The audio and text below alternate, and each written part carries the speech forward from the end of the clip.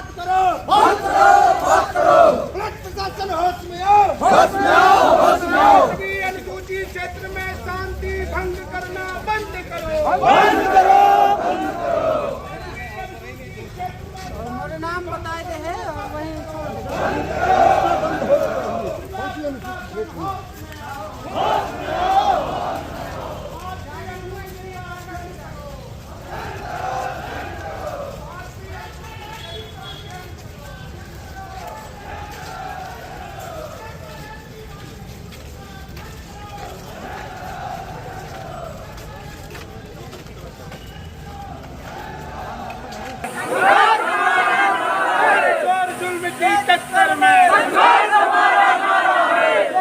गणतंत्र पार्टी न्याय मांगती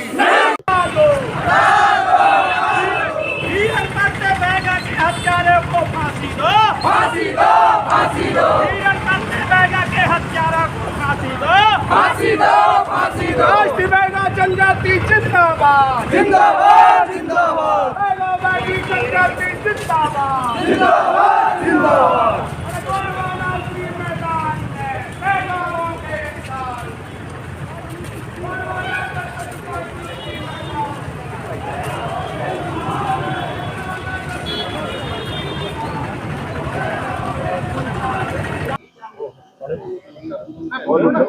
इसी तरह की एक घटना और इसी तरह की एक घटना जो है ये मऊगंज का है। दोनों में रसीद लगा कर न्यायालय वाले हमको वो तो जाएगी ना। और फिर सरकार वनों के निजीकरण पर जो विचार कर रही है, गणतंत्र पार्टी प्रदेश के आदिवासी समाज के लिए संघर्ष करने वाली पार्टी है। पार्टी ने उक्त में मृत बैगा आदिवासी के संदर्भ में गोंगप्पा द्वारा ज्ञापन द्वारा जिला कलेक्टर मंडला मध्य प्रदेश।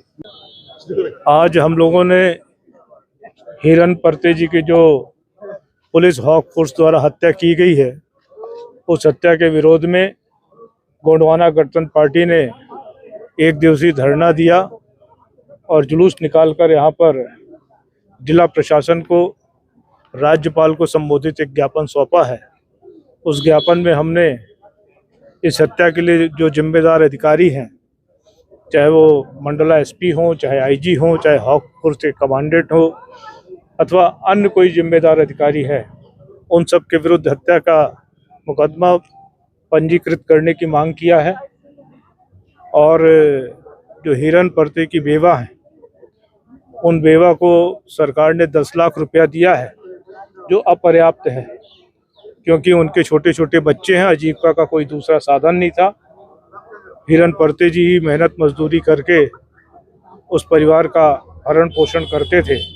इसलिए हमने मांग किया है कि 5 करोड़ रुपया कम से कम उनको मुआवजा दिया जाए।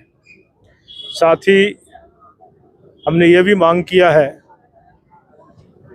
कि जो प्रशासन है वो एक साजिश के तहत इस पूरे क्षेत्र में नक्सली गतिविधियां हैं ऐसा प्रचारित करना चाहता है, और इसके आधार पर जो जनजाति समाज है, आदिवासी समाज है, उसको डराना धमकाना चाहता है, जिससे कि वो रिजर्व एरिया जो है उससे विस्थापित हों। और साथ ही साथ यहाँ पर जो कान्हा किसली नेशनल पार्क है, उसके माध्यम से जो टूरिज़्म होता था, उस टूरिज़्म के माध्यम से जो यहाँ के लोगों को काम करने का अवसर मिलता था, रोजगार मिलता था, वो भी प्रभावित होगा।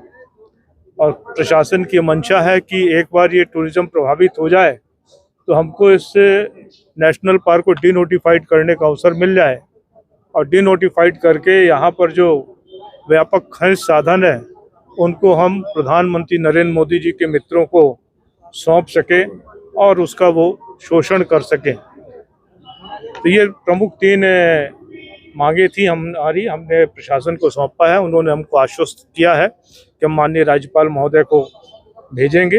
हमने एक मांग ये भी किया है कि 2 जो वन कर्मी हैं उनको गिरफ्तार किया है और अभी तक उनकी जानकारी नहीं है, तो उसको जानकारी हमको ये दिया है कि UAPA की जो धारा है और उस के तहत उनकी गिरफ्तारी की गई है, और उनके लिए आगे क्या हो सकता है हम विधि विशेषज्ञों से चर्चा कर उनकी रिहाई के उपाय करेंगे।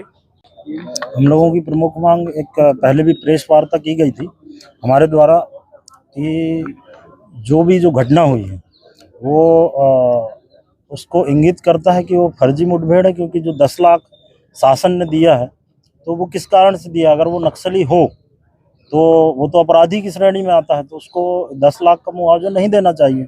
और उसके साथ साथ जब आईजी साहब का जो बयान आया था फर्स्ट डे जब इनकाउंटर की खबर मिली, तो वो भी मीडिया के माध्यम से ये बताया गया कि इनकाउंटर हुआ और एक नक्सली मारा गया है, लेकिन दूसरे ही दिन वो नक्सली नहीं निकला और 2 और उसी गांव के लोगों को पकड़कर समर्थक हैं करके उनको भी अभी तक अंदर कर दिया गया है। जब कोई वहां नक्सली मिला नहीं तो उनको कोई अपराध की श्रेणी में कैसे किया जा सकता। आज 15 दिन की घटना हो गई, उनकी कोई अभी तक जानकारी नहीं है। आज हमने पूछा यहाँ पर प्रशासन से, तो वो इधर उधर जानकारी लेकर ये बता रहे हैं कि कोई धारा लगाई गई है, जबकि मेरे सामने उस दिन मैं थाना में खुद उपस्थित था, उसके परिजन आए और उनको कोई जानकारी नहीं दी। तो मैंने टेलीफोनिक माध्यम से एसपी साहब इनको एडिशनल को लगाया, तो ये जाकर बोले कि जमानत हो जाएगी, अभी तक वो भी नहीं हुआ। तो इसका क्या कारण है? तो यही सब उसी के कारण हम आज धरना प्रदर्शन किए और सभी मांगों को जो हमारे राष्ट्रीय सदस्यता प्रभारी जी जो अभी बताए हैं उसी को दिया गया है।